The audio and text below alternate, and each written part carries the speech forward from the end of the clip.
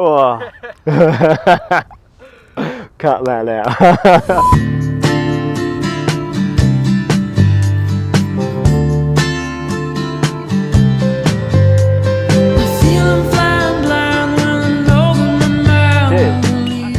Alright, so this is the behind the scenes to my film Flowing Wood, a short documentary or character profile, if you'd like to call it that, on a travelling artist living in the northwest of Australia. So this was the first documentary project I ever made, and I shot the whole thing solo, so no budget, no crew, just me, my subject Dean, and 2 weeks on the remote coastline of Western Australia. And somehow it's been selected for screening at multiple film festivals since the release, but I'll get into that a little bit later on. Now the film's already up on my YouTube channel. You could go ahead and watch that now and then come back to the behind the scenes, or you can watch the behind the scenes first and then go and watch the film. It's totally up to you. In this behind the scenes video, I'm going to walk you through exactly how this project came to be, the exact decisions and setups that made it work, and the mistakes that I made along the way. So if you're trying to shoot a solo documentary on your own, feel free to steal this process for yourself. So this whole video project actually started out as a short video promo for social media. Somewhere around the start of 2024, an old friend named Dean called me up to ask if I could make a little video to promote his art. We'd actually met each other in Western Australia a couple of years before this, but we crossed paths then as more so travelers rather than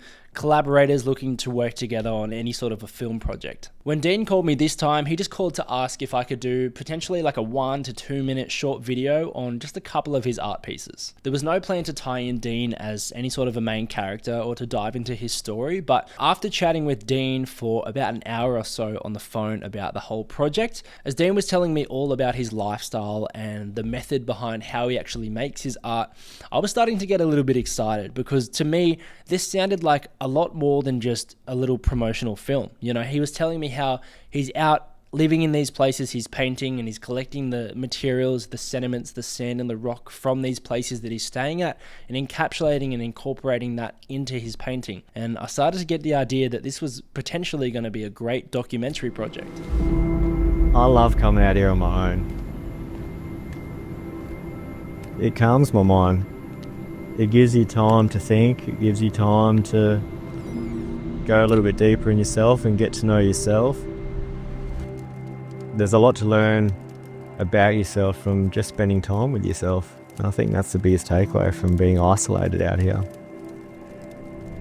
I think it was most exciting to me because as Dean was explaining everything to me, I could kind of visually see the whole thing coming to life in my head already. Being that Dean was living in one of the most remote coastlines of Western Australia and he was exploring this place by foot and surfing and spending time in this gorgeous location, I already knew in the back of my head that there was so much potential to capture an array of B-roll footage of the whole landscape that would naturally tie into the film when we shot it. And I knew that if I could pair a good story with stunning coverage of B-roll in this location, I was definitely going to end up with something good in the end. So after that initial discussion with Dean, I set up another call for us to run over everything to do with his lifestyle, his process, his work, his inner world, basically everything. And I pretty much just shot him a million questions just so I could personally understand exactly where he was at, so I could actually start planning out the whole film and bringing it to life on my end before I actually got there. Now, I think it's really important to note that at no time did I actually think that I was ready to take on a project like this. You know, this was the first time I'd ever attempted to make a documentary like this, but at that time I just knew within me that this was something that I at least had to try and do and try and bring to life as best that I could. And now I know for a fact that if I had waited until I felt ready to do this project, this film would never have existed. So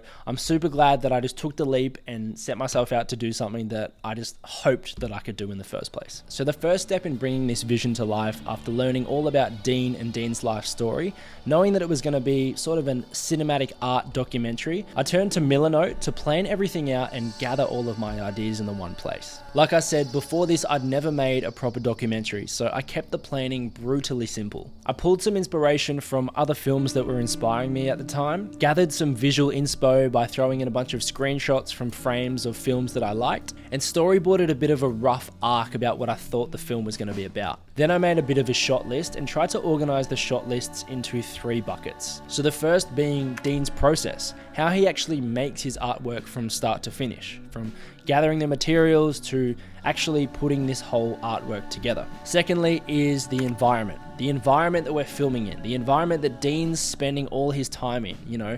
Dean out there surfing, enjoying the environment, going for walks in nature, and basically just anything that ties the environment into the story as much as possible. And finally is Dean's inner world. So these would be shots that would help to tie the viewer into Dean's mind to actually allow you to have some sort of a connection with Dean as the main character. Doing this and putting all these shots in certain buckets meant that when I'm on the location actually shooting this project, I'm going to have 3 key themes that I'm trying to match my shots up with to make sure that I'm not randomly shooting things that don't make any sense in the edit. I know exactly what kind of shots I'm looking for when I'm on location, and I have 3 different buckets that I can decide to pour into when I'm actually out filming the shots. Now here's what nobody tells you about shooting solo. The conditions you're in become part of your film. In the making of Flowing Wood, when I flew out to northern Western Australia, I only took the amount of gear that I myself could manage as one person. That meant that all that I was working with in my camera bag was my main camera, a Sony a7S III.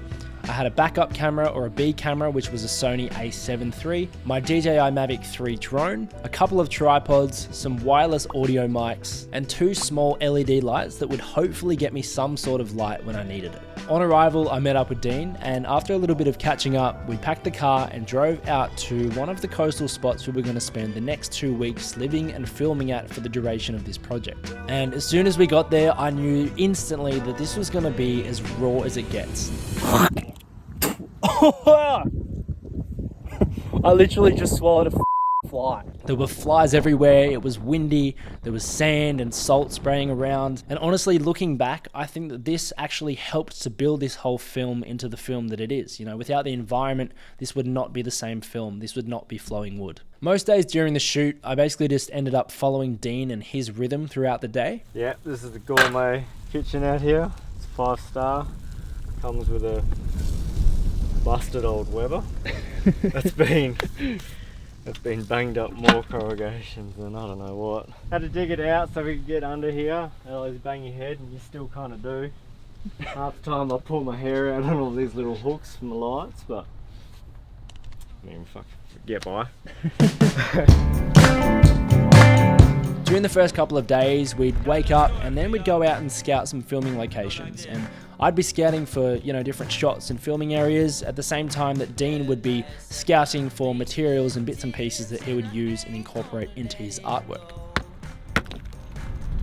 Yeah, it's quite pure. It's only one colour. If Yeti want to sponsor me, I'm all ears. There was a lot of opportunity for me when we were kind of exploring and just roaming around to get a lot of B-roll of Dean just doing his thing in the natural environment that he was in. You know, I was just kind of shooting what felt right, capturing Dean from afar, or if he was doing something in particular, I'd go up and ask him to do that again. And in hindsight, looking back, I honestly think that exploring around with Dean and just getting these off-the-cuff B-roll shots played a massive role in the film. Painting country, on country, with country. That's it. This is getting amongst country. So at the moment we're all set up here, the top of the sand dunes. Dan's getting to work on the piece right now. What are you doing right now? What's the process? We're doing some liquid blending here. So right now I'm going with an almost white, slight blue. Now, because we were out there for so long, I did have a lot of time to be bored, which honestly I think is a good thing on a shoot because boredom can lead to great moments of creativity. This allowed me to get a little bit experimental with shots, and once I ticked off the first shot list of things that needed to be shot, I'd kind of get a little playful and try and get some unique shots that I hadn't got before. I've got these things here. These are called diopters, and essentially what they are is this right here. This is the one that I'm using. This is a 10x diopter. And basically you screw this onto the front of the lens. It allows you to get this really, really shallow depth of field that you wouldn't be able to get using a normal lens. It allows me to get really, really tight macro shots. I started playing around with all the different possible things I could use that diopter filter on, whether that be Dean's artwork, ants running across the camera, you know, just anything that I could get a nice up close shot on that could change the perspective and add a little bit of oomph to the film. For the surfing scenes, I threw my Sony a7S III into a Sea Frogs housing and just basically swam out whenever the surf was good and captured Dean for half a day at a time. This was also such an enjoyable part of shooting. I absolutely love shooting in the water, so this was kind of just an excuse for me to go and get some more water shots, but I was glad that I was able to find a way to tie that into the storyline, because obviously that's a big part of Dean's identity in his life as well. I do have to say though, I really fell in love on this shoot with shooting static frames. It wasn't necessarily something that I had much experience doing before, and this documentary totally changed that for me. I know it's been almost 2 years now since I shot this film, but ever since I've been addicted to shooting still frames, and I can't recommend it more for getting those staple cinematic shots that really help you to build a film up. And I think that's a good balance for when you're shooting solo. I think it's important to make sure you're always getting the coverage that you need. So starting with those still shots or those essential drone shots and things like that to help build your scene up.